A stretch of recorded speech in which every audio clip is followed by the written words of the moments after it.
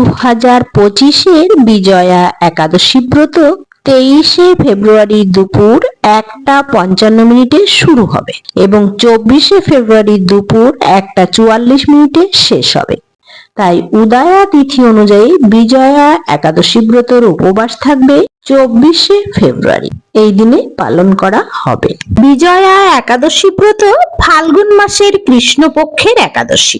এই একাদশী ব্রত শিবরাত্রির পূর্ব একাদশী। বিজয়া একাদশী ব্রত মাহাত্ম্য কথা।